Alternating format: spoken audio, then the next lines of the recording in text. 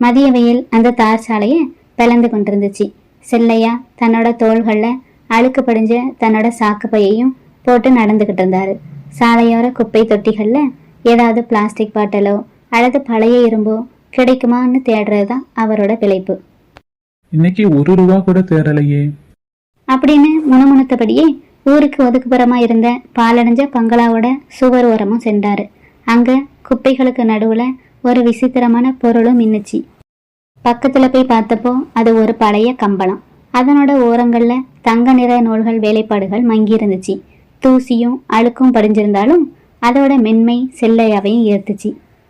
இத பழைய பேப்பர் கடையில போட்டா 2 வேளை சோத்துக்கு காசு கிடைக்குமே அப்படின்னு நினைச்சவரு அதை தூக்கி தட்டவும் செஞ்சாரு. சின்ன அதுல இருந்து மெல்லிய சத்தமும் கேட்டுச்சு. அவரு கம்பளத்தை உதாரணப்போ அதுல இருந்து நீல நிற புகையும் கிளம்பி காத்துலையும் மறைஞ்சிச்சு. செல்லையாவும் பயந்து பின்வாங்கினாரு. சாமி, இது என்ன விசித்திரம்! செல்லையா நடுங்கும் கைகளால அந்த கம்பளத்தையும் தொட்டாரு. கம்பளம் மென்மையா அவரு கையையும் உரசிச்சு, ஒரு செல்ல பிராணி மாதிரி. அப்புறமா அந்த கம்பளத்தை மடிச்சு தன்னோட பைக்குள்ளையும் வச்சுக்கிட்டாரு. கொஞ்ச தூரம் நடந்து போன அவரு வெயில் களைப்புல மரத்தடியில அந்த கம்பளத்தையும் விரிச்சு உட்காரவும் செஞ்சாரு.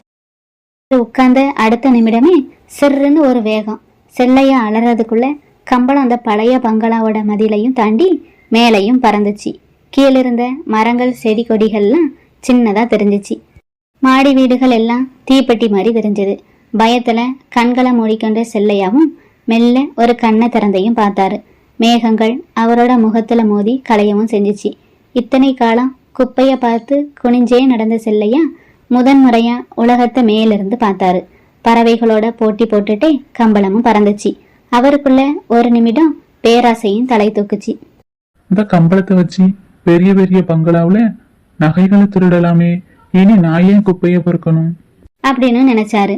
அவர் அப்படி நினைச்ச நேரத்திலேயே கம்பளமும் தலைகீழா சரிஞ்சிச்சு. ஐயோ, விழுந்துருவேன் போலயே அப்படின்னு கத்தவும் செஞ்சாரு. அவருக்கு புரிஞ்சிச்சு இந்த கம்பளம் அவரோட எண்ணங்களுக்கு ஏற்ப செயல்படுதுன்னு.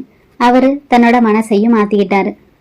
வேண்டாம் சாமி, திருடி வர காசு எனக்கு வேண்டாம். இதை வச்சு யாருக்காவது உதவ முடியுதான்னு பாப்போம். அப்புறமா கம்பளமும் சமநிலைக்கு வந்து நிதானமா பறந்துச்சு. அன்னைக்கு ராத்திரி செல்லையா அந்த கம்பளத்துல அமர்ந்து நகரத்தை சுற்றி வந்தாரு. ஒரு குடிசை பகுதியில ஒரு சிறுவன் காய்ச்சலால துடிச்சிட்டு இருந்தான். அவனோட தந்தையும் அழுதுகிட்டு இருந்தாரு.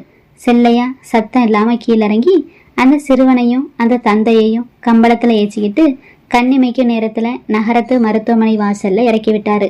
அவர் ஆச்சரியத்துல உறைஞ்சு போறதுக்குள்ள மேகங்களுக்குள்ளேயும் மறைஞ்சாரு செல்லையா. இப்படியே பல நாட்கள் மருந்து இல்லாதவங்களுக்கு மருந்து, பசியால வாடுறவங்களுக்கு உணவுன்னு செல்லையாவும் ஒரு மாய தேவதையாவும் மாறினாரு. ஒரு நாள் விடியற் காலையில செல்லையா கண் விழிச்சு பார்த்தப்போ அந்த மாய கம்பளம் மறைஞ்சிருந்துச்சு. அதுக்கு பதிலா அவர் முன்னாடி ஒரு பழைய சாக்குப்பை மட்டுமே கிடந்துச்சு. ஆனா செல்லையாவோட முகத்துல இப்போது சோகமே இல்லை. அவர் கையில செல்வம் இல்லதான், ஆனா வானத்துல பறந்தப்போ அவர் பார்த்த அந்த பறவைகளோட சுதந்திரமும் பிறருக்கு உதவுனப்போ அவருக்கு கிடைச்ச அந்த ஆத்ம திருப்தியும் அவரோட மனசையும் நிறைச்சிருந்துச்சு. திரும்ப தன்னோட சாக்கு பைகளை தூக்கிக்கிட்டு நடக்கவும் ஆரம்பிச்சாரு. இந்த முறை குனிஞ்சுக்கிட்டு கிடையாது, நிமிர்ந்து வானத்தை பார்த்தபடி நடக்கவும் ஆரம்பிச்சாரு செல்லையா. இந்த கதை உங்களுக்கு பிடிச்சிருந்தா லைக் பண்ணுங்க, ஷேர் பண்ணுங்க. இது போன்ற கதைகளை பார்க்கறதுக்கு இந்த சேனலை சப்ஸ்கிரைப் பண்ணிக்கோங்க. நன்றி.